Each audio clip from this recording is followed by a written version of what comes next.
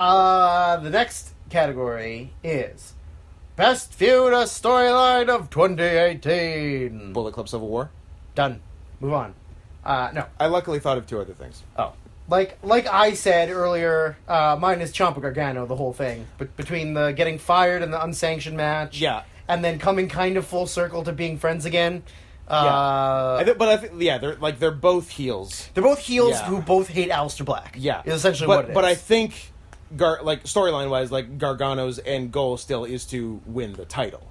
And to beat Ciampa. Yes, which I'm sure that they're going to pay that off at WrestleMania weekend. Mania, probably, yeah. So I don't know if that entails Gargano turning back face or what. I don't know. It's kind of hard to book. That's a short heel run if that's the case. But yeah, I don't know what the plan. But I think that is the goal. Yeah, and I would have written that down had I remember that was a thing. Yeah, but yeah, it's well booked. I think the only misstep was having Gargano lose that loser leaves so early in it, and then he had to come back and get his job back. But then I think because he had to sign paperwork that for the unsanctioned, he wasn't liable, and then maybe I'm remembering it wrong, but I feel like there was something to do with Candice's job was on the line. I think something like that.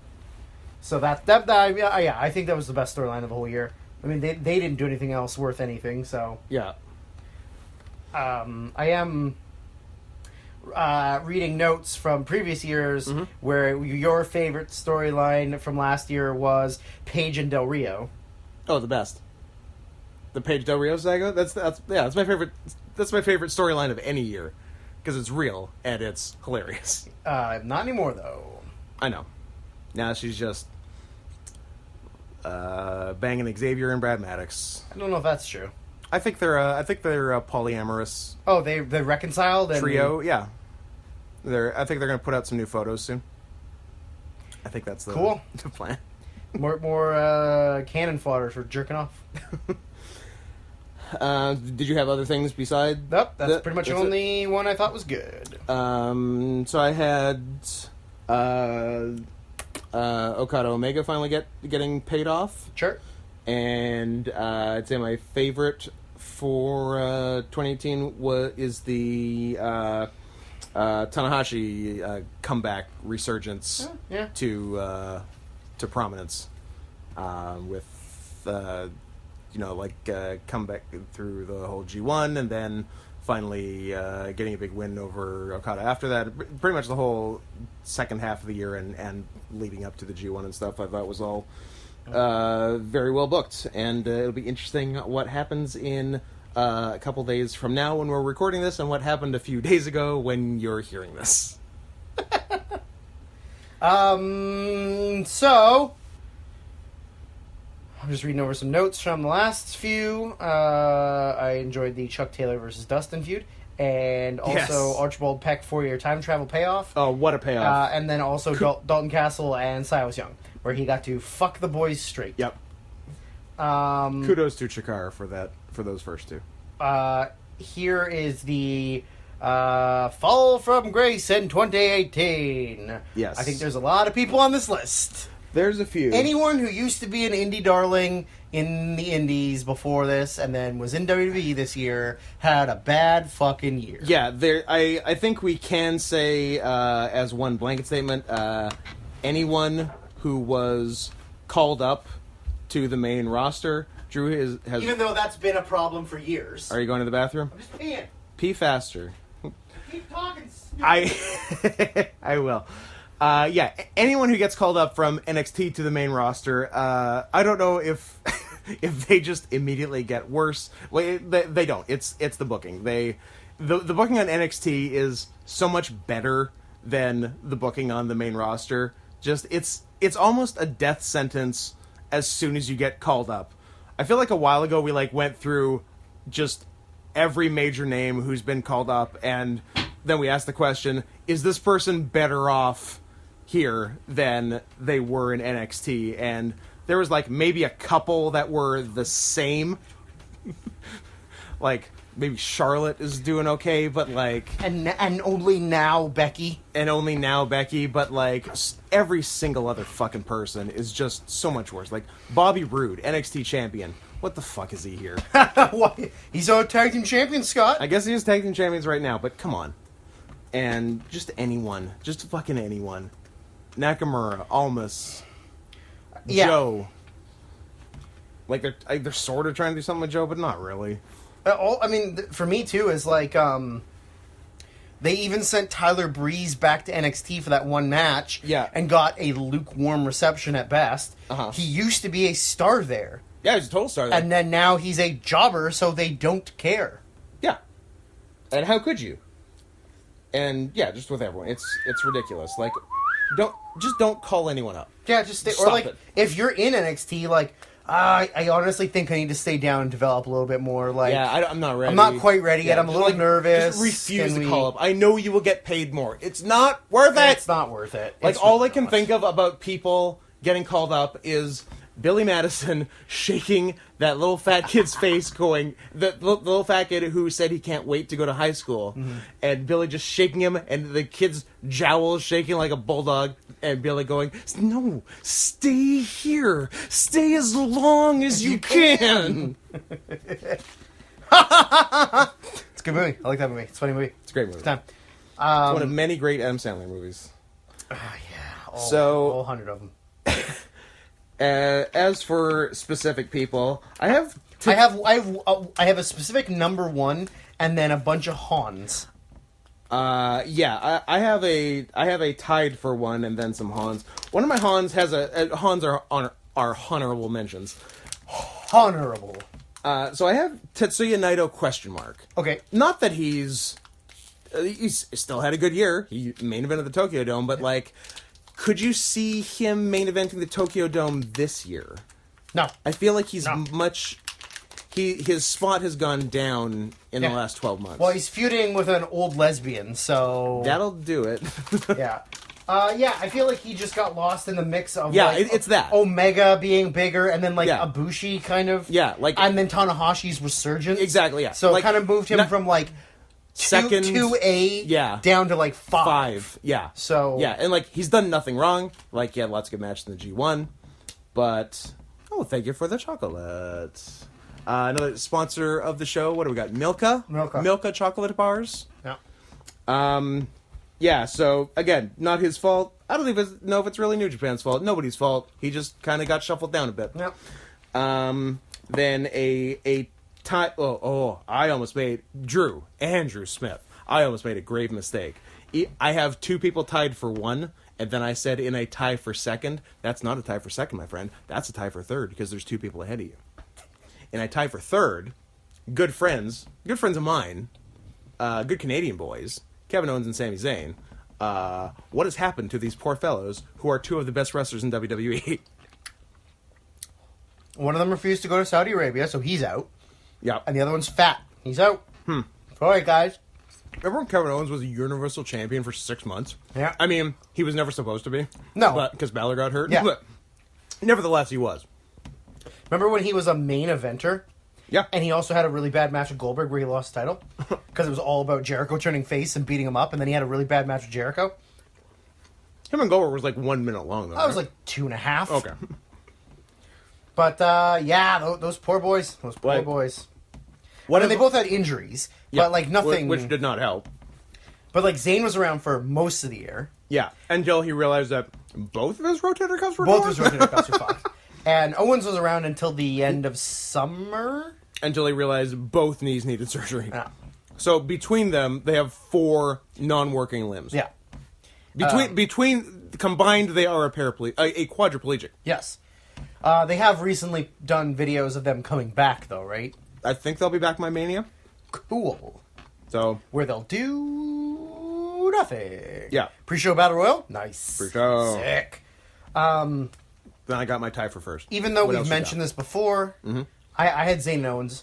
Even though we mentioned this before, and he's completely given up and mailed it in, is Nakamura. I would have put Nakamura had I not put him last year. Well, the thing with Nakamura is that he went from main eventing with AJ to literally being, like, he got the curse of being the mid-card champion, of nothing you do matters. Yeah. You literally have no direction, and then he lost the title, and now it's, like, good. Like, get it off him. Yeah. But, like, I sincerely hope 2019 is the last year he is in WWE. Yeah. I really, really hope that by the end of the year he goes, all right, I got my money, but I'm fucking bored, and then goes back to Japan and just, like, rips shit up. Yeah, and, like, finish your career with, like, an actual good year or two. Oh, I'm sure he can get a bunch of years in. Well, sure, in Japan, but, like... you can wrestle until you're, like, 55. Oh, no, like, but, like, as a top guy, because, like... Whatever, he still could. Like, he's younger than Tanahashi. Yeah, but not much. Yeah, but like a couple of years. Tanahashi was falling apart. Now he's fine. Sure, and Tanahashi's main event. Especially if you refuse to get surgery. Yes, tear your bicep. Fuck it. So yeah, totally a reasonable pick. Also, and then do you have both of the people tied for my number one listed as well? I know. I just have one. So okay, I have separately but equally Enzo and Cass. Yeah, I didn't think about that until I saw it on your list. Yeah. Because I wasn't thinking, like... I remember real life, I was thinking, like, still active in wrestling. I remember you got excited when you saw mine. You're like, oh, shit, yeah. Good pick. It's a real good pick. Uh-huh. Did you just have Enzo? Oh, I didn't have either of them. Oh, okay. Oh, you did. Oh, I thought you had one of them. Because in my head, I only thought active roster wrestlers who are, like, kind of getting fucked in their... Yeah. But if you go beyond that scope, wowzers. So you got Enzo, was Enzo Cruiserweight Champion at the beginning of the year? Ooh, that's a good question. Because Quick on. Because he had, at some time in late 2017, he had won the title from one Adrian Neville and ruined his fucking life. To the point where he didn't wrestle for a goddamn year. He sat at home, waited out his contract. Love it. And left. So Enzo was the face of 205 Live. He was the reason they were going to tour doing 205 Live shows, which did not work out. Stop snapping. Oh, fine. And, so he went from that to having rape allegations come out, getting fired, and by late in the year, showing up at a show as a fan, doing dumb things, and getting banned. Doing his catchphrases. Getting banned from the Staples Center. So Enzo was stripped of the title on the 23rd of January. So at the beginning there, he was the But champion. he hadn't actually made an appearance because he apparently got influenza. Okay. And hadn't made an appearance since, like, the end of 2017. So he was still technically champion. Yeah, he was champion but going he into wasn't on television. Okay. And, and here we are, how the mighty have fallen. Then, again, totally separately, because their feud ended in 2017, Enzo and Cass, right? Yeah. So, Cass... And did Cass get hurt again and then came back?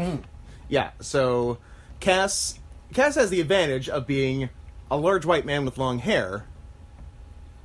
He was 7 feet tall, and you can't teach that. I hate that you're pointing at me to make me do that. Fuck you.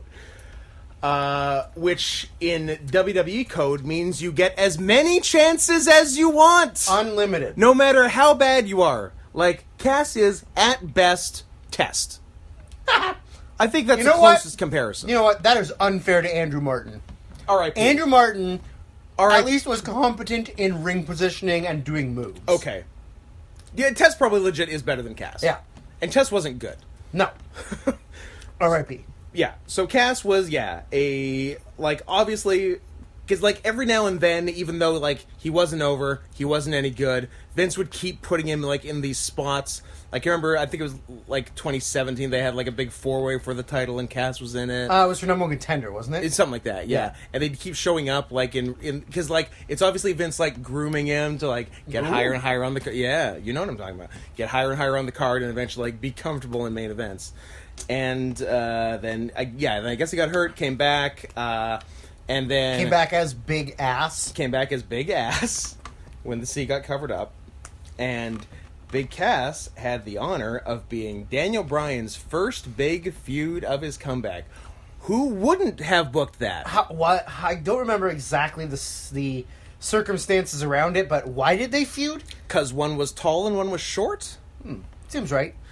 And then stemming from that, Cass did a skit with a midget where he beat up a midget very badly, much more than he was supposed to. You don't say. And Vince got a little, head explodey about that.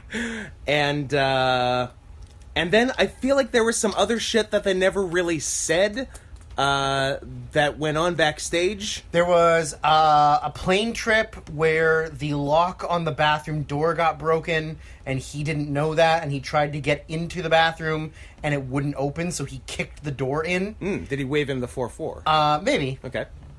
And he was also a very, very vocal Trump supporter. Right. Which did not go over well with a lot of the more liberal backstage. With everyone except Vince McMahon.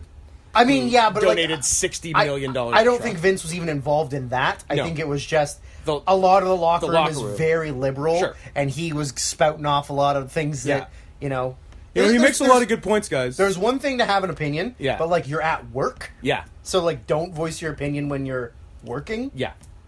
So, between all those things, and against all odds, the tall, long-haired white guy. And also him and Carmella broke up, and he didn't handle it very well. So he was very, like, aggressive towards people in the back. Yeah. Yeah, I remember that being an issue, too. I love WWE intentionally breaking up relationships. Of course. You go to Raw, they do you it go to SmackDown. all the time, and it's so funny every time. They don't want people to fuck. It's so funny. Vince doesn't want anybody other than him to fuck. Yeah. And so Cass got fired, and so fast forward to the end of the year, Cass is having a seizure at a House of Hardcore show. And he's got really fat. And got really fat. He got really fat. So that... Is he dead? He's not dead. I don't love his 2019 prospects. Me neither. So that is my definition of a fall from grace. Fucking deserved both of those motherfuckers. I didn't even think of that. Those are both those are actually the actual choice. But for me, the one that I wrote down as my number one, because I was thinking of like active wrestler on a roster doing stuff, was Hiroki Goto. That's a good one. Goto went from having a top billed singles match at the Dome show against Minoru Suzuki for the Never title in a hair versus hair match to like losing the Never title to Taichi in a minus 2.5 star match to then like nothing Dome pre-show in the Never title match or the Never number one contender trios match. Like he had nothing but main event caliber matches in like 16 and 17 to like maybe being billed a little bit when he beat Suzuki. Like you think winning the Never is kind of even though the Never is fucking nothing. But usually that's sort of a push in the right direction, and like no, completely dropped off. And it's not like he can't do it. Like he had a very good I think he had 2 5-star matches in the G1. The Ishii and Omega, which Meltzer gave 5 stars, and no one else really thought was 5 stars. But nevertheless, 2 5-star matches in the G1. Yeah, according to a Jew. But yeah, I just feel like his year literally like could not have been any up and down, like here to here. Just over the course of the year, completely dropped. So I don't know if like he had injuries that weren't really like talked about, or I don't know. They just he was always active. I mean, sometimes they do like to cycle one person sort of like out a little bit. But like I don't know, his year was just a complete waste of time. It's it's too bad because unless they do like they did with like Nakanishi in 2009 with like a pity 1 month title reign, I don't think he's like it's too late for him to win the title. The world title. Like, I don't think he can. I don't know. Unless he gets, like... They got to do a lot of rebuilding to get him back up. Serious rehab on him, and, he gets just, the biggest push in 2019 and wins it sometime in 2020 or something. Yeah. But, 2020 at the age of, 30... Late 30s, I would say. For sure. Yeah, because, he should have, he was never going to be the top guy in New Japan, but, he should have won it in, 07 or 08 when he had his first feud with Tanahashi. He will be 41. He would be 41. He's 39 now. He's 39 now. Okay, yeah. But yeah, he should have got one reign in there somewhere. Togi Makabe's had a reign. Yeah, yeah. Goto's so much better than him. So much better. Yeah. I don't know. It kind of sucks because he's a really solid worker. He's great, yeah. And I don't know. I guess maybe he just had a falling out with somebody. Maybe they just didn't like him anymore. Yeah, maybe he and Geto don't get along. Who knows? Yeah. It's a goddamn shame. But that's a good pick too. So the next one is the Most overrated wrestler 2018. Ooh, a negative category. Which... Our third straight. My notes for this are Cody.then.now.ever. Or forever. Sorry, forever. Then, now, Cody, forever. Ever. This category should just be renamed the Cody Rhodes Memorial Trophy. Because no one sucks more than Cody. Much as the Wrestling Observer Technical Wrestling Award has been renamed for Daniel Bryan because he won it so many years in a row, Faggot. This is the Cody Rhodes overrated wrestler. The thing is, we both had him last year, right? Yeah. I think last year I said Bullet Club, specifically Cody Rhodes. Most overrated. Last year, I had Cody, Roderick, Velveteen Dream, Leo Rush. You had Cody, Jay-White, Taichi. No. That's 2018. Oh, sorry. I spoiled your things. Yep. Ha! You got me. I mean... I'll kiss you better. Okay. Yeah, you said Bullet Club, specifically Cody. Yeah. Silas Young, really. Interesting. Just because I think he was like the TV champion at the time. I'm like... Yeah, he was. I don't like you. I'm never going to vote anybody that's not Cody Rhodes this until he stops being bad. If this continues. But the thing is, like, there are so many worse wrestlers than Cody. Absolutely. But... As you said, Cody Rhodes, 3-star machine. 2.5 star machine. And, like, he gets all these high-profile matches. Big companies, like, bring him in and put him in big matches. But, like, he does nothing. No. He's shit. Cody Rhodes, almost immediately from the time he left WWE, might be the number one marketer in wrestling. Yeah. He is a fabulous marketer. He's done a real good job of getting himself work. I don't give a fuck about his wrestling. I don't think if you were marketing a show to me and I was going to go see it, although I wouldn't go see indie wrestling pretty much anyways, but it was like, here's the bill, blah, blah, blah, Cody Rhodes. And I'd be like, yeah, okay, cool, I guess. Like, that's a match I can just not pay attention to. Yeah. You know? Like, he's been in matches, like him and Ibushi at the Dome show. Yeah. Like, Ibushi's great. It was good. It was fine. Yeah, like the Ibushi Omega 3-way was good. Yeah, it was fine. It was whatever. Him versus Juice was a great match, and I really can't wait to see it again. That's not true. But yeah, and then, I mean, I put underneath this, I wanted to mention that Omega Jericho was super fucking overrated.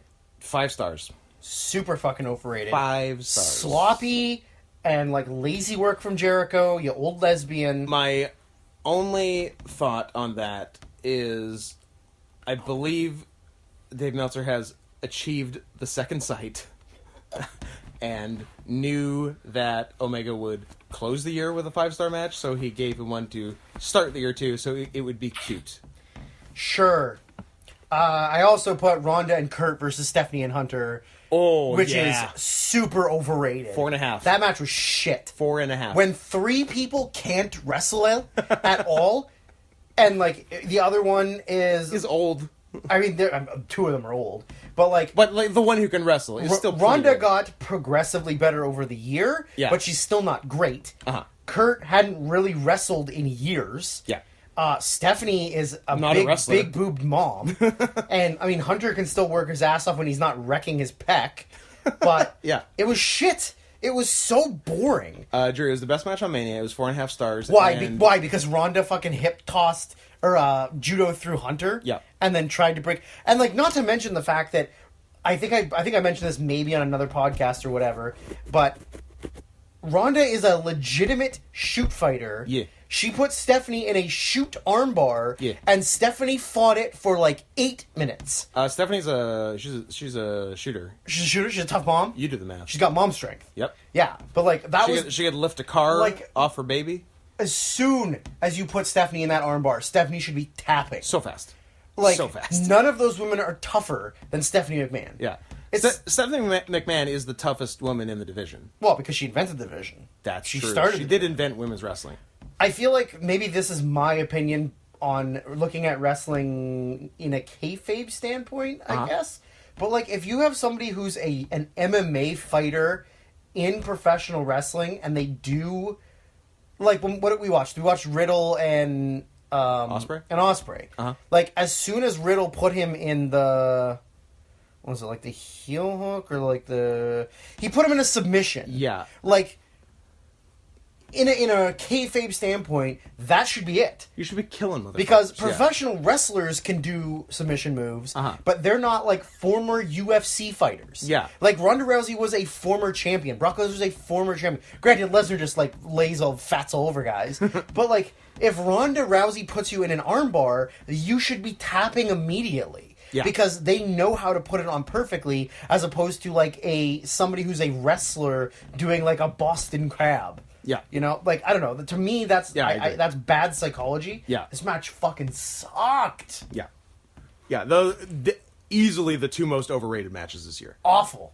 Are that and Omega Jericho. Are they worse than Cody Rhodes? Without question. I don't know if they're worse than Cody Rhodes. Okay. But, yeah, enough with Cody Rhodes. Like, he's never had a great match, and he never will. I don't think. Will.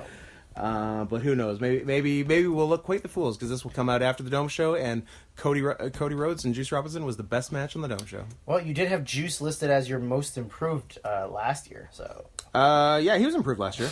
Sure. I don't know. He had a good G1. And he was absolute dog shit before that. So. Sure.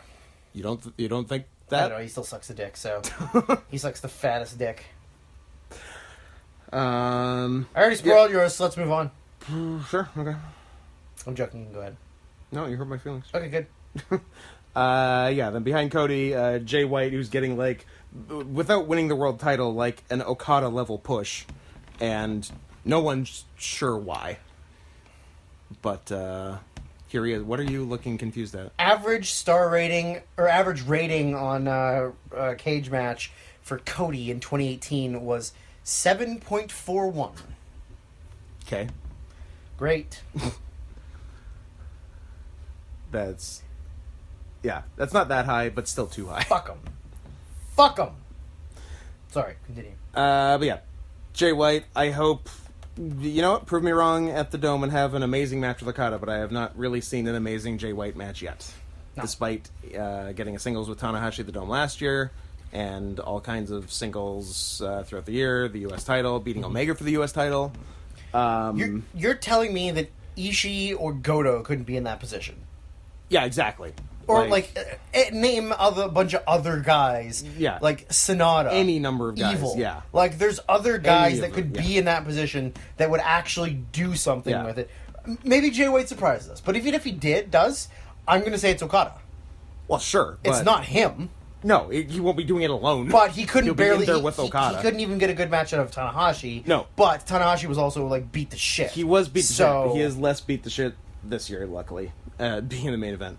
But yeah, Jay got wins over, I think, back-to-back wins over Tanahashi and Okada at the beginning of the G1. Mm-hmm. So yeah, they're going like so hard with him, and then like the big turn on Okada and blah blah blah. So I hope we get something good out of it, but man, this guy gets a big push, and I haven't loved a lot of what he's done. And then Taichi had a goddamn singles title in 2018. And now is doing nothing. Not even on the pre-show. Good! That's where he fucking belongs. He's a horrible wrestler. Mm-hmm. And I didn't know this, but I'm in like one Facebook group, like classic Japanese pro wrestling, and like current stuff comes up.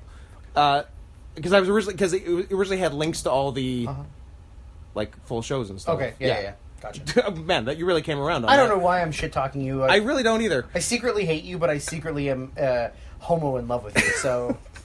I know, it's tough. There's conflict. I hate what I love. I know. I'm your Kenny Omega. Yeah. So yeah, and I didn't know this because I don't go on any wrestling message boards anymore. I don't read Death Valley Driver. I don't read Pro Wrestling Only. LordsOfPain.net? I don't read LordsOfPain.net. What? I know, I'm sorry. But idiot. I guess there's this movement among idiot Puro fans that Taichi is cool. Sure. And they're like, oh, like, you know, like, Swag Lord Taichi is, like, fucking rad and, like, definitely isn't the worst wrestler in New Japan. And, like, it's just, like, I hate that weird Smark thing where they just get on a bad wrestler and decide he's cool. Yeah, just like the hipster thing. Yeah, like Mark Henry for a while. Yes. Remember that? I remember that. Like, I don't get, like, I fucking hate these people. They're wrong. Taichi's horrible. Taichi's dog shit. And he and everyone involved should be ashamed of themselves. And then just as a last thing, I had Nia Jax question mark, in that she even has a job, but we'll talk lots more about her later. So I don't imagine she'll come up. No, we will. We definitely will. Oh. So I don't need to delve into that yet. Yeah. Oh yeah. Gosh, yeah. Yeah. All right. Another fun negative award that I love a lot, because I got a lot of answers, is the worst wrestler of 2018. How have I kept this up? No, I don't know. I'm impressed. No underrated? Right. I forgot to write down underrated. My bad. Oh, yeah, that one. You forgot. Aha. I will talk while you think. Most underrated wrestler of 2018. I still can't believe I'm keeping this. No, I have one in my head. Okay. I'm sure I can think of a couple more, but you go so while I think. I have my perennial pick. I think I might have said him every year since 2013. Probably. Have I said Cesaro every single year? You, madam. Can I call you madam? Only my friends can call me madam. Cesaro. Cesaro. Uh-huh. Cesaro. Yeah. You didn't say him in 2013. Just saying. Damn. Every year since 2014, though, so this will be my fifth. Last year... Yeah, Cesaro, Zayn. Yeah. B-Boy. Yeah. Tomohiro Ishii. Yeah. I had The Miz, apparently. You were high on the... Because I remember... I thought it was pretty good last year. I remember listening to that podcast to write down what we had, and you were high on The Miz. I think it was pretty good last year. Evil Sonata, Aleister Black, and Chuck Taylor. Okay. So, I got... My note, a note from 2016 was Jason Jordan, and I said, potential to be a singles star. Nailed it. That's probably why I wrote that. Oh, that is why I wrote that down. Yeah. Just because, can't win them all. I was close. He had the potential. I mean, his body just couldn't stay together. I was going to say, they were going to. Yep. But the extenuating circumstances, and he's never going to wrestle Never going to wrestle again. He's donezo. Wow. And now he's an agent because he has so much experience. Yeah, well, they probably felt bad for him. No, it's just like, what weird lifetime job can we give you? So here you go. It's a real Christopher Nowinski situation. Yep. R.I.P.? No. Just his brains are just mush. But R.I.P. his brains. Yeah, I think he works for no, the other one. Matt Capitelli died. Matt Capitelli died, yeah. After getting beat the shit out by Bob Holly. Yeah. Yeah. Cool. Okay, now I gotta think of some answers. So, I got a few. So, Cesaro, as always, because, if he got, a singles push, he could be the best guy in the Fed. Yeah. They're not going to. He, the bar's done as well as they're going to do. Sheamus is horrible, but the bar's a good team, so that's how good Cesaro is. Yeah. Right? Because, remember Sheamus? remember Sheamus? Sheamus was world champion. Multi-time world champion Sheamus. More recently than you remember. Way more recently than you think. Yeah. It's ridiculous. Fucking bonkers. He had the world title in 2016 for sure. Well, it was United Nations. What were they called? League of Nations. He was a champion in that. Yep. Yeah. Yeah. Just a disaster. Yeah. Sheamus has and always will suck. Yeah. But yeah, the bar is pretty good because Cesaro is phenomenal. It's too bad they'd never want to do much with him. And he's a funny dude too. He can do promos. Yep. And they just won't. And then also a guy I say a lot is Ishii because he should be IWGP champion forever. And another guy who will most likely never ever win the title, which sucks. Yeah. He got his second ever title shot this year. So that was something. Oh yeah, that's true. That was something. That's true. And if not for Ibushi, also this year might have had the best G1 ever. Yeah. Yeah. It's between two guys in 2018 for the best G1 ever. And who else? Did you just do a British accent? I did. Who else? Yeah. Want to fight about it? No. You what, mate? No. You what? Huh? What? You what? I don't understand you. Sonata's in the conversation because he's really, really good, and if he had an ounce of charisma, he would be world champion. And if he shave off that stupid fucking beard, shave that, maybe he'll shave for the dome. I hold out hope he will shave that stupid chin strap beard for the dump. Remember when Finn Balor won the first Universal Championship? Do you see him winning the world title anytime soon? Yes. You do? I think he's... You know what? I think he's champion right now. I think they just crowned him champion. I think he just became champion. I think he just became champion. So yeah, I think he's in the conversation because he's an excellent, excellent wrestler and does not get to do too much. Yep. I feel like most of this year was spent feuding with The Miz and Elias for him. That was a large part of the year. So yeah. you're only going to get so much out of that. Although I think he and Miz actually did have a very good match in the spring at a pay-per-view, maybe at a Backlash or an Extreme Rules or something. And Oney Lorcan is awesome, and he occasionally gets to have a good tag match in NXT, but that seems to be about it. But I love me some Biff Busick, and I do love me some Biff Busick. He could be up there too. If they played their cards right, they could do like an NXT title push with him. Yeah, but I don't think they will. But they won't. I feel like he's honestly just there as like enhancement talent, really. Yeah. I don't understand him and Danny Burch thing. I don't get why people like Danny Burch. He's all right. He's very like whatever. He's generic. Like I just don't. He's British. He's British. I'm Danny Burch, but you can call me Martin Stone because that's my other name. I didn't know that. Sorry, I am trying to copy and paste answers CMP so that I can remember them when we come to because I remembered two other things from other categories. My head. Okay, so the people that you're done with yours? I'm done. You're done with yours. You promise you're done with yours? Promise is such a strong word, but yes.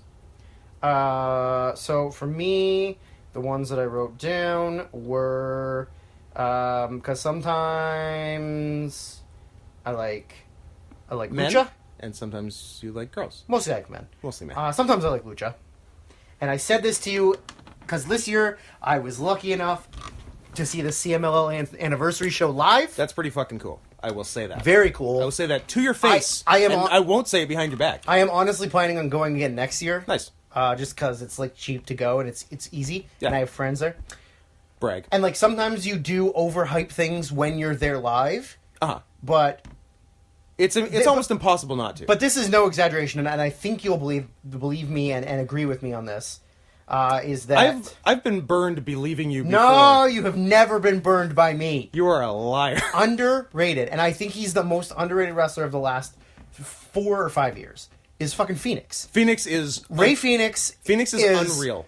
There's nothing he can't do. Being a lucha guy, and lucha is notoriously a very sloppy style of wrestling. Yeah, and so niche. He's always in perfect position. Yeah. He's got a stupid balance. His body control. He lands perfectly every time. Is insane. Like, when do you see him land awkwardly or wrong? No, and almost never. And like all the wild shit he's doing. Yeah, like he's the best wrestler in the world. I mean, he's definitely the best high flyer in the world. I think there's no doubt about it. Yeah. Like, Osprey's really good, but Osprey's also very sloppy. Because his body's falling apart. Because he's dying. But Phoenix is like, everything hits perfectly, no matter what. He's always like in the right position, the right spot, bam, gets it. Mm-hmm. Phoenix is amazing.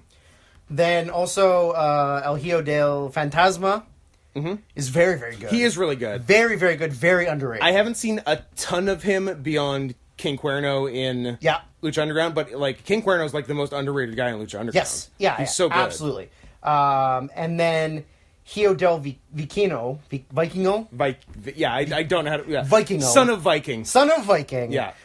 Who is a very underrated undercard worker in AAA, is fucking crazy. Awesome. Yeah. He's like so agile and athletic. He's very small and compact, but he's just like bam, bam, bam, bam. Yeah. He mostly just does like 6-mans and 8-mans and stuff, but like he's fucking awesome. Yeah. He's so good. He'll hopefully be one of the next like AAA flyers to break out and do other stuff. Yes. Like Phoenix. Yeah. I mean, it depends if and Flamita Bandito and whatnot. I was gonna say it depends if people actually like give him a shot. Yeah. Because like I don't know how many eyes are ever on AAA. Who knows? Right? Like, other than, like, Jeff Jarrett, because, like, he kind of lives there now. Yeah. And then, like, this is a guy that I wish would do more stuff. He had a fucking killer... I'm going to have to look up when it was, but he had a fucking killer match.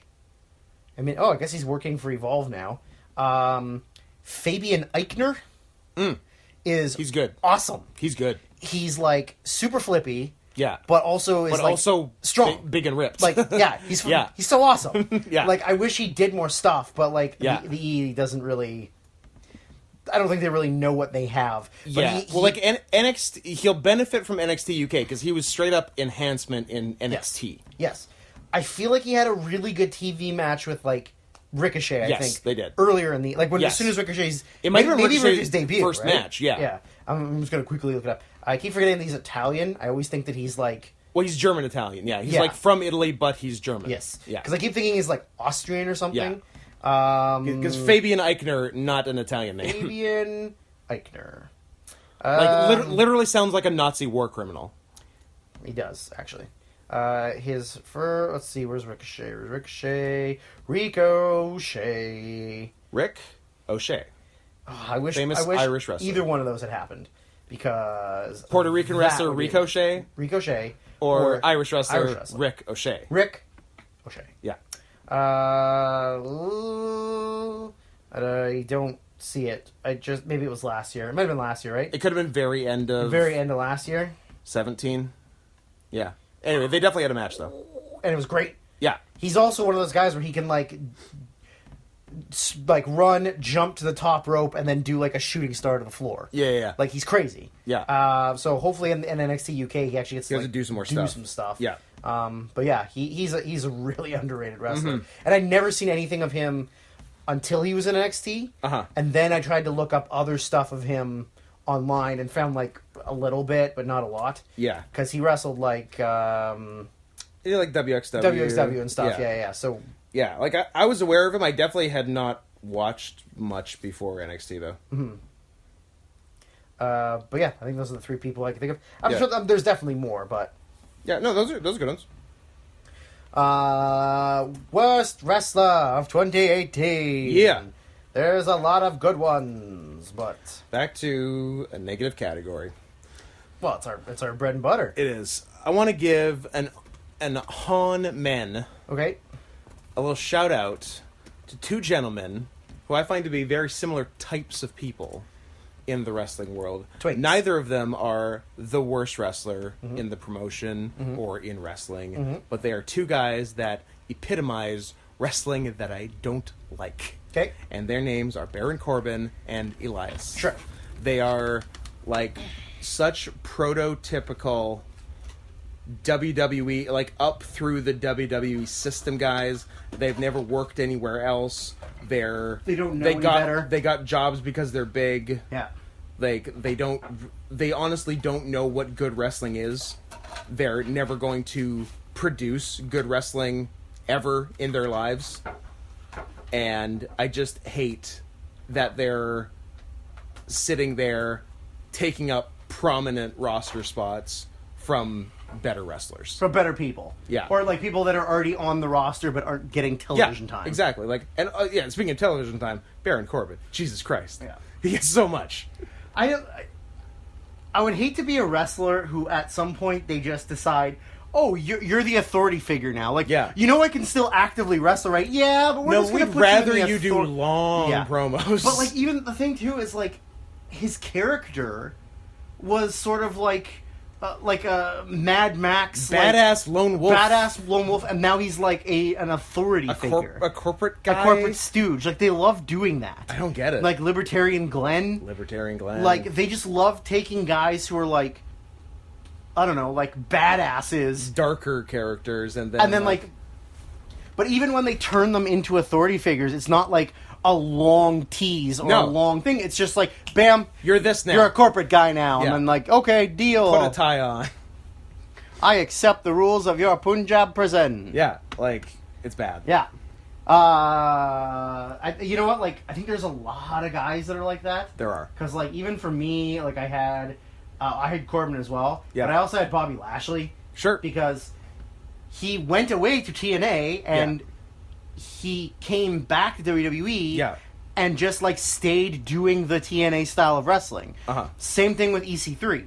Yeah, EC3, like, yeah. You know, the super lazy worked punches because no one really cares. Yeah. And, like, you don't have to properly bump because no one really cares. But then you come to the E, and it's like, they care a little bit more, but you don't have to try hard because you look good. Yeah. Right? Like, literally no one tries. Yeah, like, when you look like that, your wrestling quality doesn't matter. Yes.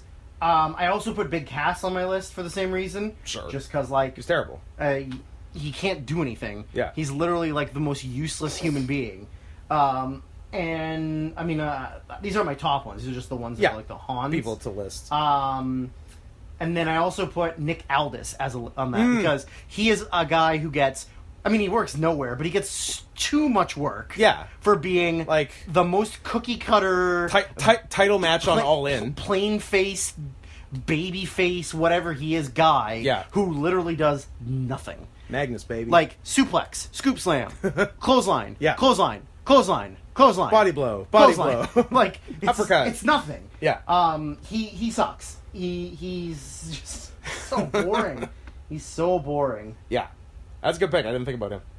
And then I might put him more in overrated than worst, but I guess, yeah. I'm not mad at either category. I think maybe I'm putting him in worst in proportion to, like, his push. Yeah. Because, like, he's the NWA champion. Which is literally the definition of overrated. Yeah, I guess that's true. Yeah, and then I can't, like, because I think you and I still have a similar one, but I have a 3-way tie for first. I have a 1 and 1A, and I will explain it. Okay. Do you want to go on another podcast? Cliffhanger. Click. Sure, I can. Well, here I'll do my yo. Let me speak. No, go ahead. So tied for number 1 for me is this is a 3-way tie. 3-way tie is noted pedophile James Ellsworth. Nice. Who had nice. not only 1, but 2 high-profile title matches this year. Yeah. And both of them went under 5 minutes, and both of them were duds, yes. According to Meltzer. Yeah. So in 2 promotions. Ellsworth fucking sucks. Yeah. And, like, I don't even understand what's, like, the novelty... I got the novelty of Vince booking him. Yes, because Vince is a child who saw a funny-looking man. You look dumb. Yeah. You're going to beat AJ 3 times. Yeah. But I don't understand the novelty yeah. of booking him on an indie show to wrestle 3 or 4 minutes where he doesn't do anything. Yeah. And then just gets beat. What's the point? Like, what's the point? I wish I could tell you. There's no point to it. No. Oh, no. Oh, no. What have you done? I forgot to mention people, but that's okay. I feel like one of them I know for sure is on your list. Yeah, you do. And the other one is not so very loosely affiliated with her, so... Okay. I mean, them... I don't assume people's genders. Okay, that's fair. That's very woke of you. Am I talking now? You look like you have a mission. Well, I mean, I do, Are you a man on a mission? Are you Mabel or Mo? Or... Oscar. I was going to say, mystery third option, Oscar. Did we know that their initials spell M-O-M? Did we know that? I don't know. Mabel, Oscar, Mo? Oh, why are they mom? M-O-M. Men on a mission. But mom. Who's mom? Is this like a Sister Abigail situation? Remember, end of last year, Finn Balor, Bray Wyatt feud. Demon King versus Sister Abigail. Versus literally Bray Wyatt and drag, but then Wyatt had to go get the fucking mumps. Yeah. Because IRS is an anti-vaxxer. Yeah. So the other person... What a goddamn... And we never got it. Never got it. The other person I forgot about that I'm going to mention is fucking Tamina. Oh, why does she keep getting work? Okay. Here's why I didn't mention Tamina. Because you forgot she was an active roster member in 2018? Partly that, yes. But also partly, at the main event of the 2018 Royal Rumble, the Women's Royal Rumble, when she came out, she was so fat, I thought she was Nia Jax. And that delighted me so much, I couldn't possibly say a bad thing about her. Podcast over. You're done. She was... Perfect. She was so fat. So fat. believe it. You told me, Scott, that's Tamina. I said, Drew, take a short walk off a long pier. Take a big pier off a long walk. Take a large dick and a small ass. Ooh. Yeah. Unbelievable. Her Samoan is catching up with her. Big time. Yeah. Big time. She is not taking her hourly injections. You have a 1A and a 1 and a 1A. I do. Who's your 1A? Here's my 1A, and why they're not 1. Okay. And why she's not 1, because I do gender people. Oh. I'm going to gender the fuck out of you in a minute. Do I get to be the woman, or do you... Who's to say? We will use a random number generator. Nice. Brie Bella. Reason she's not number 1 is because she didn't wrestle enough matches. Yeah. But the one she did... Yowza! Oh, how did I forget about that? Wowie zowie, Brie Bella.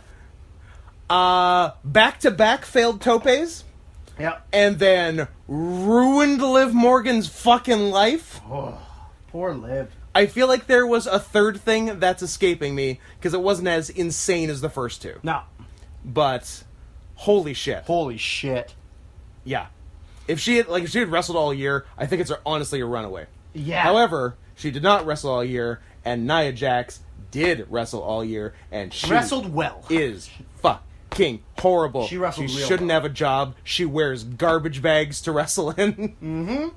She hurts everyone. Is there a comprehensive list of Nia Jax inflicted injuries? Because I would like to hear about it. Off the top of my head, I believe she's the one who put Alexa out. And Alexa's been out a lot longer than a standard concussion. Alexa's been out for months and has no return date. Like, she just got like a talk show segment on Raw because she can't wrestle. Because she can't wrestle. Yeah. We got that. We've got, I think it was last year, but the motherfucking shoulder breaker on Charlotte, where she dropped her headfirst on her knee and then released her, and she fell headfirst again on the mat. She, to use WWE terminology, broke Becky Lynch's face, and they turned it into a fucking angle. But like throwing a wild real punch. Yes. Like, you watch the footage of it, and it's like a closed fist. It's like she was... Get away from me. It's like she was trying to. Yeah. It's like she was trying to hurt her. Like, she's horrible. She's unsafe. She's bad. She is a dog shit promo. Yeah. I don't believe a goddamn word she says. I don't believe her when she's a face and she's doing the fucking anti-bullying shit. I don't believe her when she's a heel and is trying to be a bully.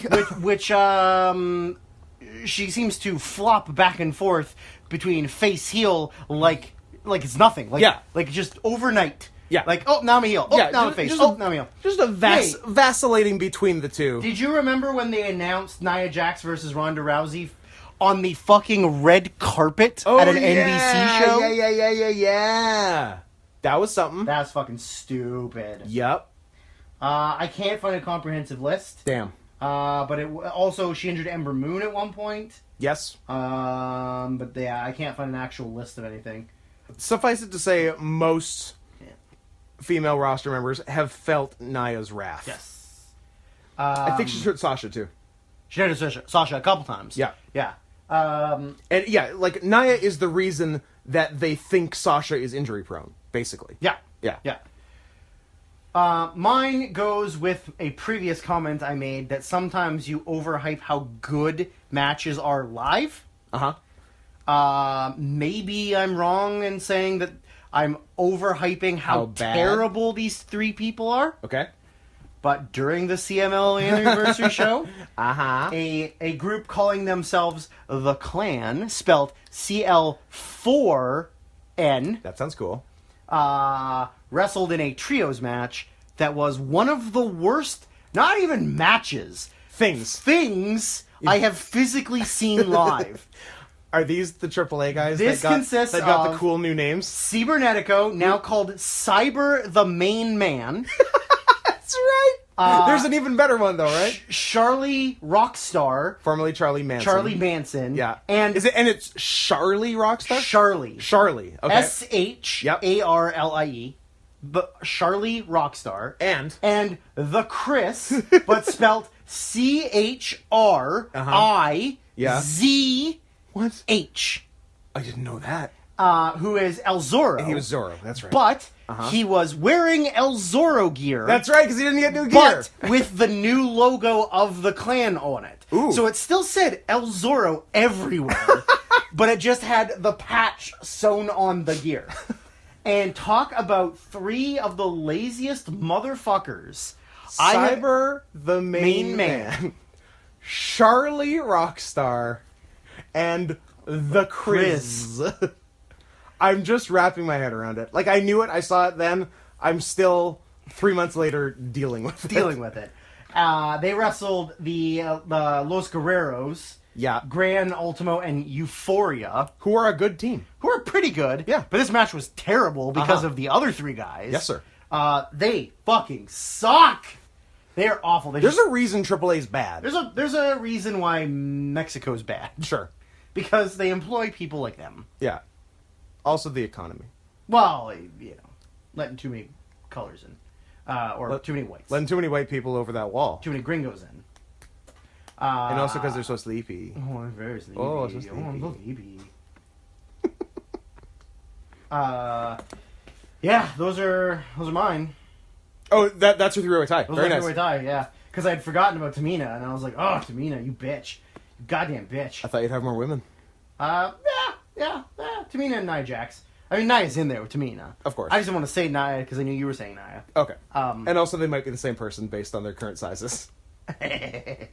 So now it's time for the worst matches of 2018. Did you tip your hand on worst match already? Well, one of them's in there. Sure.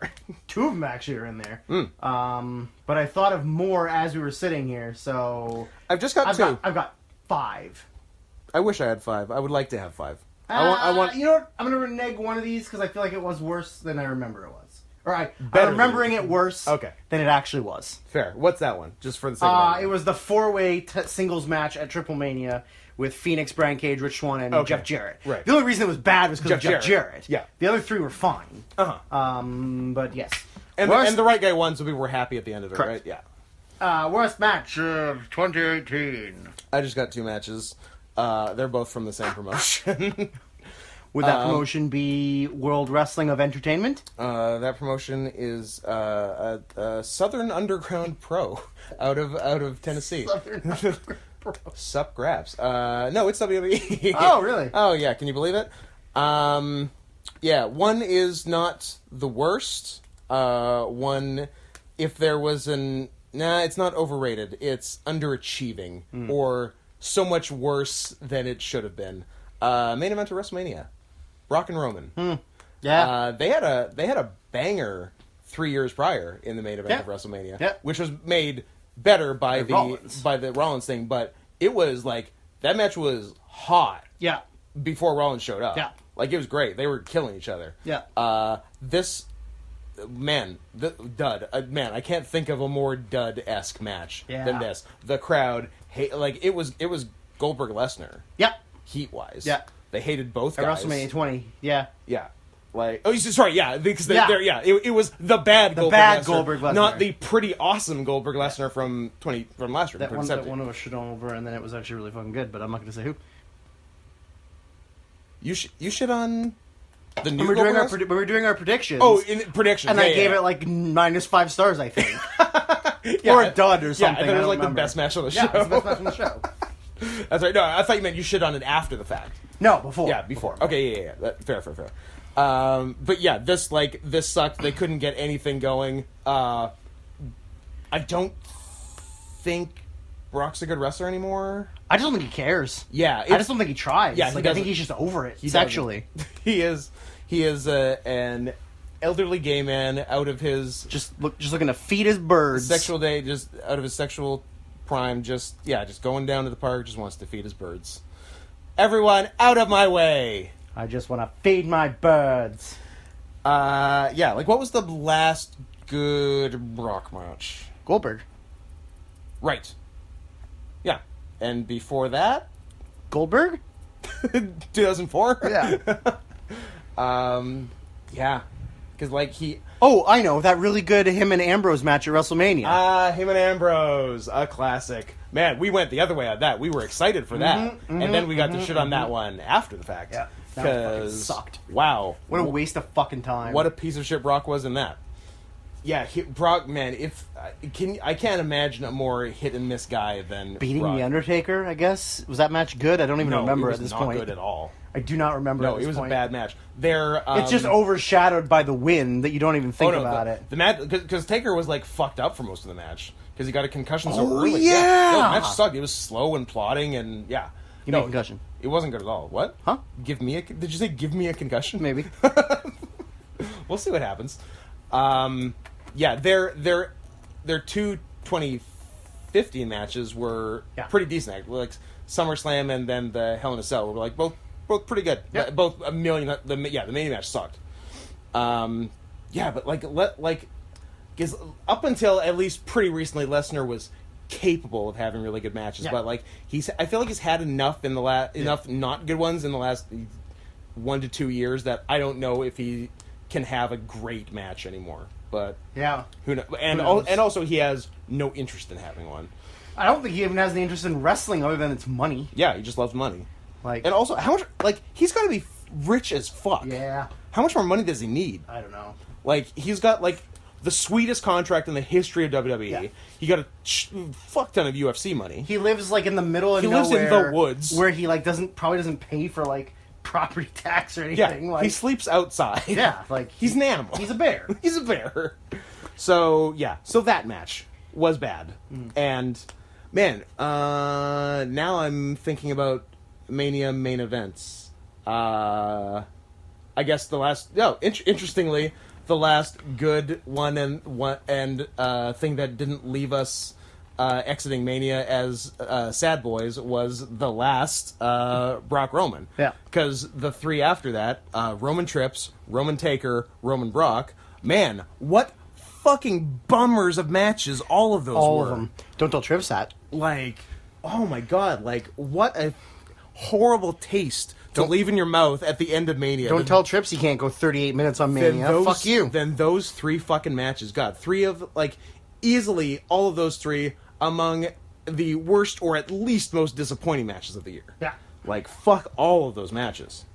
So that one, and number 1 from the Kingdom of Saudi Arabia, the returning but very sad Shawn Michaels. Number 1 sad boy. Number Shawn 1 sad Hickenbottom. boy. Clearly, Michael Hickenbottom. Michael Shawn Hickenbottom. Yeah. Clearly did not want to do it, but was given $10 million because money means nothing anymore to WWE. Teaming with his best friend, Triple H, who tore his pec 30 fucking seconds into the match and had to work the whole thing, and then did a moonsault off the top of the floor and got caught by goddamn no one. Onto 2, like, 6'10" huge men who thought it would be in their best interest to say, here's the floor, good sir. I will stop you with my arm. Oh, I didn't. Combined age of the 4 people in the match, 612 years old. It went for 1.5 hours, I believe. Longest match in Saudi Arabian history. Longest match in world history. I feel very sad for Shawn Michaels. I don't feel sad for the other 3 because they all knew better. They did know better, but... They knew better. DX versus Brothers of Destruction, Saudi Arabia, Crown Jewel, October something, 2018, maybe November something, probably November, going with November, November 2nd, worst match of the year. Fight me. It went 27-49. Yeah, I think... Where one man couldn't wrestle. Because I believe we were driving to America on November 2nd as the show was happening, and we were doing over-under on match length. And I think it did end up under, because I think we said it at like 40. I think 32 or something. 45. Yeah, and we're like, oh, it only went 28. Can you believe it? But they probably had to cut off 10 because Trips got hurt. Yeah. We gotta shave it to a lean 28.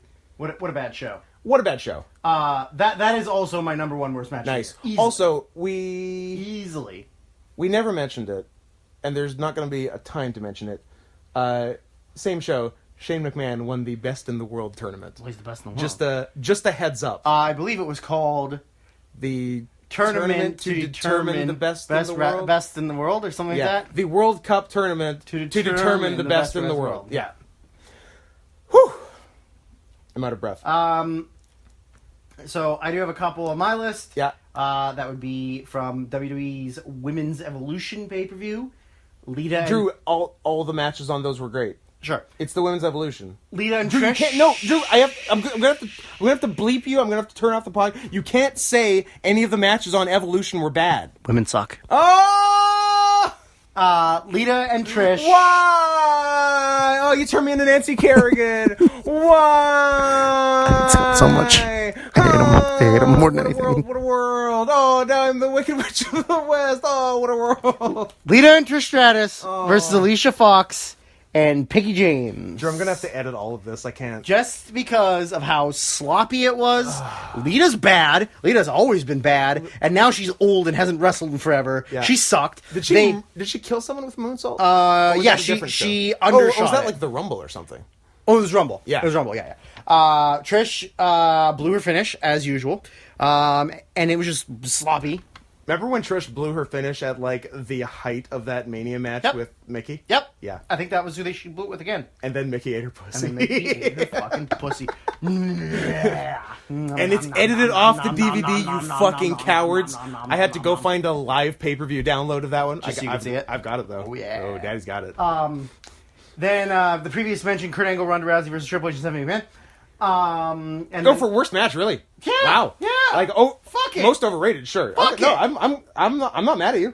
I'm not mad. Hey, you the man. You the man. You're a better man than me. And then a man previously mentioned, which was James Ellsworth. Yes. Versus Eli Drake at Bound for Glory. Yeah. Which got a -1 star from Dave Meltzer. Pretty good. Real fucking bad.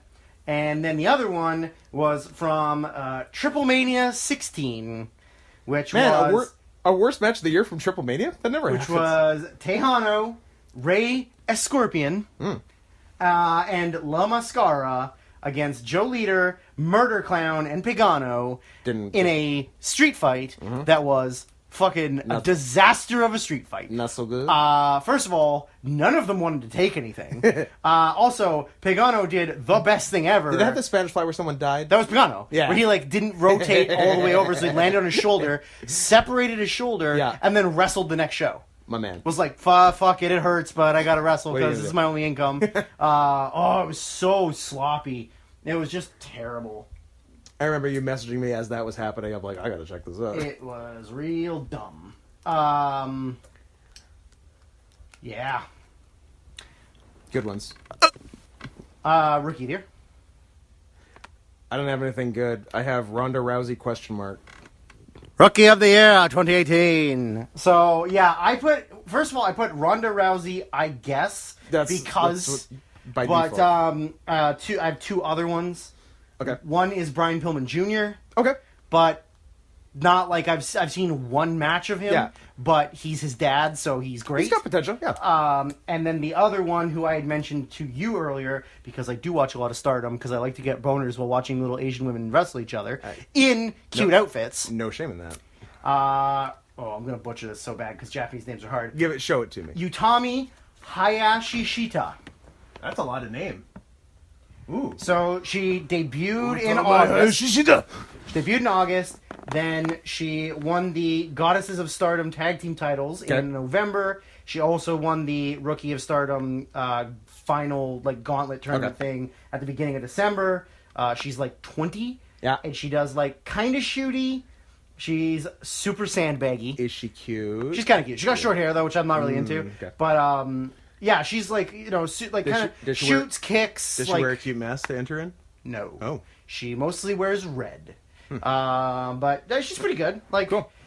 Her partner is what the hell's her name? Momo Watanabe. Yeah, she's really good. Yeah, she's really good. Yeah. And they're the tag team champions. Cool. So yeah, I watch a decent amount of her matches because I watched a lot of Stardom with my pants off. So all about that. Starlight Kid. It's the only way to fly. I like my women 4'10", Japanese, and with kitty masks. Yep. You could do worse. There you go. Yeah, Ronda's interesting. Like, is Ronda even good? She's athletic, sort of. Yeah, good's not the right word. She's competent, and she has in-ring charisma. Sure. Which not all of the four horsewomen have.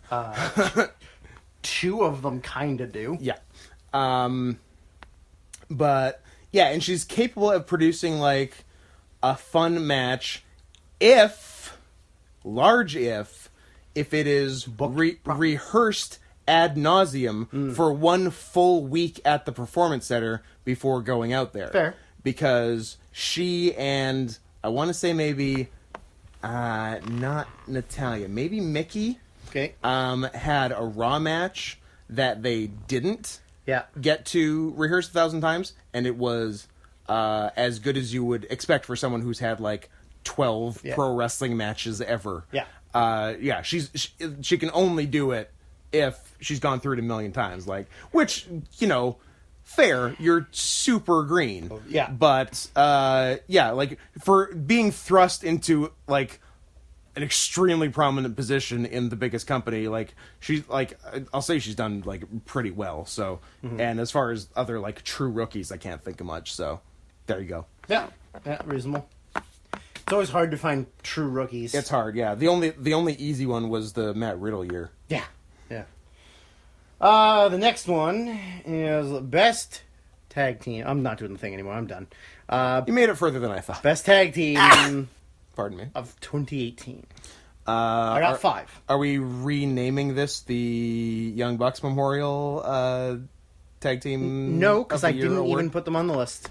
I feel like they're super easy to overlook this year, but they're probably still one of the best teams this year. I overlooked them hardcore. So, so good for you. How many do you have? Just one? Just the Young Bucks. 4. Okay. Well, I'll start at 5. Okay. Then we'll go our way up. Go. So 5, I put LAX. Because I should have put LAX. I mentioned this to you, that between the Hardys vacating the titles at the end of 2017... Yeah. Or beginning of 2017. Beginning of 2017. Yeah. To now, the LAX has only not held the tag titles for 85 days. For like 3 months, yeah. So they've held them for 246 days total. Yeah. So, and then also the fact that they got like PWG bookings and like, they're actually getting booked outside of Progress bookings. Progress, because they were literally just yarders that got picked up by Impact. Well, right? Like, essentially. I feel like Beyond got them their job. Oh, yeah, true. Yeah. Because Beyond was like their home fed, basically. Yeah. And then stuff in and around New York.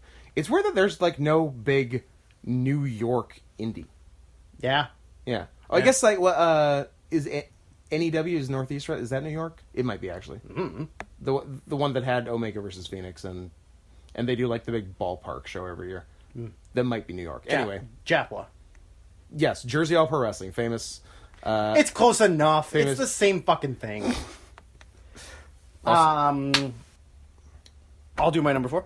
Okay. Number 4 is I put the Briscoes over the. See, I didn't think you would, because we watched a match with them. Because I hate them, and you said they suck. But they've had the tag titles for 232 days total this year, which is a lot. Yep, most of the year. And the thing that I didn't realize until I looked it up was they are 10-time tag team champions in Ring of Honor, and the next closest was 3. That's insane. I guessed higher than that. I mean, they've been around since the beginning. Yeah. Regardless if they suck, they're still, like, super over with Ring of Honor fans. Sure. And, like, they're competent workers, I guess, question mark. But, like, I don't know, 232 days in the second biggest company in the U.S. is a pretty big deal. Sure. For sure. My turn? Who am I gonna go? Oh my god, I even listed mine in order. Come on. I didn't. Douchebag. Lucha Bros. Pentagon and Phoenix. Good pick. 4th place. I didn't pick them. I should have, because I like both of them a lot. And they did a lot this year. Yeah. That's why they're on the list. Yeah. Number 3. Mm-hmm. Even though I don't think I paid that much attention to them, is Suzuki-gun, Desperado, and Kanemaru. Yep. They held the junior titles for 300 days. Most of the year, yeah. I'm not sure what their defense number is, That's some. But I mean, like, holding the titles for that long. Yep. Because, like, the junior titles used to change a lot. Yeah. They don't really anymore because they don't really have a lot of junior teams. Yeah, they used to, like, but it used to go, like, Bucks, someone, blah, blah, blah, blah, blah, Roppongi, blah, blah, blah, Time blah, splitters, blah, blah, blah, blah, yeah. So, holding it for a whole, like, 300 days is pretty good. Yeah. And still current champions, and we'll probably lose them at Dome Show, though. I reckon. Yeah.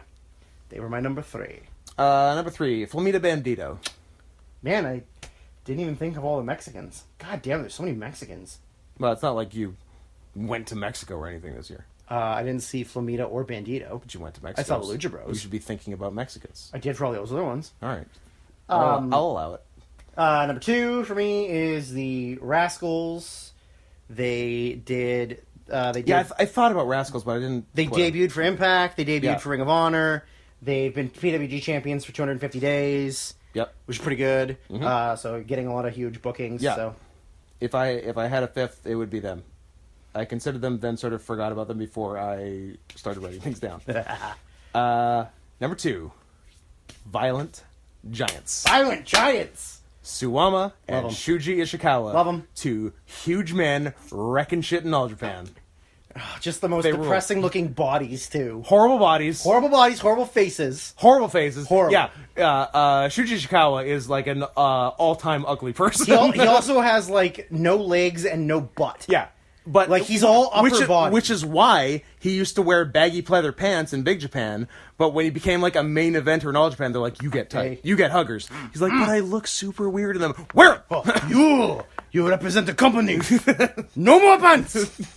You go now. I'm just doing Chinese for some reason. Yeah, close enough. You buy pant. Yeah, they're the best, and they do high times. They're sick. I love them. Oh, now I want to put goddamn Bodyguard and Zeus on here. Big Guns also. Big also shout out sweet. to Biggins. Biggins, yeah. I hope they don't hear me say that. And my number 1 team for the year is the combination of Undisputed Era of O'Reilly, Fish, and Strong.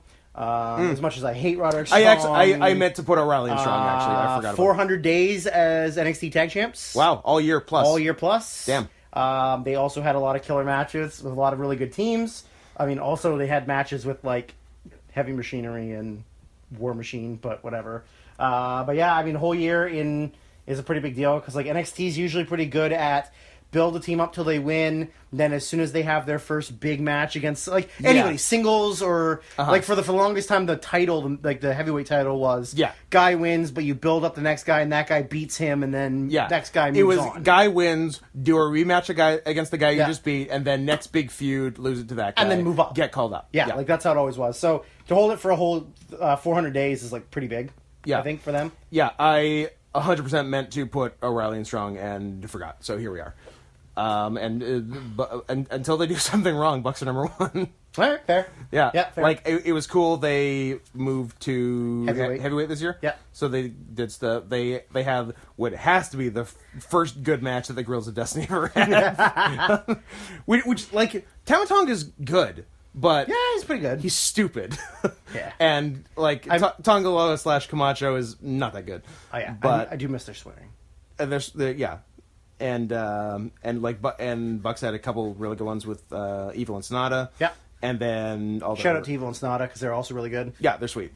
And I think they're gonna win the tag titles probably in a hot minute. And then all the Bucks stuff in Ring of Honor, and they banged out a couple of PWG matches. They had like the good 3-way with the Rascals and Riddle and Cobb. And until they it's so easy to say, oh, the Bucks, what, like, of course Bucks, but, like, it's of course Bucks for a reason, and, maybe we should just call it the Bucks annual. Yeah. So, there's teams. Best teams. Bucks. Bucks. Look. Yeah. I didn't, 2013 I didn't say the Bucks. I just had the Rhodeses. The Roses were sweet. They were sweet that year. Only good thing Cody's ever done. You had the Bucks and Bad Influence. I had the Rhodes. Yeah. And the next year, you and Dan and I all had Bucks. Yeah. You also had the Millennials and Dangan Yankees.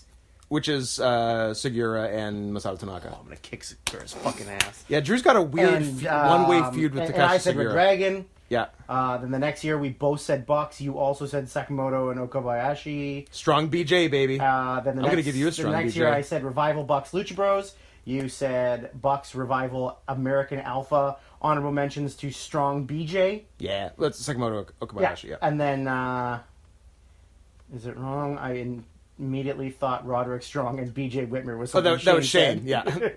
And then Shane... Strong BJ? Is that Roderick Strong and BJ Whitmer? From IWA Mid-South from the mid-2000s?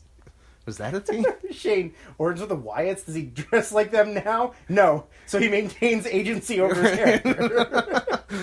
That's the best. And then last year, you had Bucks, Strong BJ, Usos, and Cobb Riddle. I had Bucks, Usos, Lucha Bros, Cobb Riddle, and LAX. So nice. I would have Strong BJ every year, but they didn't both. I think both guys were hurt for parts of the year and didn't get to do that much together this year. Okay, and now we got who to watch in 2019. All three of mine have already been mentioned. Okay. I think going with all the people that have been signed to either Ring of Honor exclusives, WWE, or whatever. I think the Rascals, CCK, and LAX are all going to have to pick up a major load of bookings and stuff, and become a bigger thing. Like CCK, all three of them are going to have to do a lot of stuff this year. I think. Yeah. They're going to be the big draws for a lot of bookings. I think going forward. Yeah. Because there's so many guys that are gone now that. Yeah, they're got to be among the top of the non-signed guys. I mean, there's going to be other people too. Bandito's signed, but he would be doing a lot of bookings. Lucha Bros obviously are always on that list. CCK was my number one. Then I also had hopefully Io Shirai gets to do some good stuff in NXT before she gets called up. Yeah. And does nothing when she gets called up. Well, Vince doesn't know what to do with them. Yeah, hopefully she'll have maybe one Jap, not three. Yeah, exactly. Hopefully she'll have maybe a good year. And also, you probably don't know him. Because you're so cool, Scott. I'm a hipster who only knows these hip wrestlers. He's not that hip. He's just won the Noah World title, but I just don't think you watch that much Noah. But he just beat Sugiura. I watched some with you. We watched that. I know we didn't watch this match though. Anyway, Kato Kiyomiya, younger. I know the name. Yeah, younger Noah guy, got a big upset over Sugiura in the Noah singles league, and then just beat Sugiura in the crazy upset in an Okada over Tanahashi 2012 type upset for the title. Nice. So they're obviously going hard on him, and I've seen a little bit, and he's real good. So and an awesome underdog type guy. So hopefully they keep. I was gonna say hopefully they keep with him, and he's got the title. So yeah, they're doing something with him.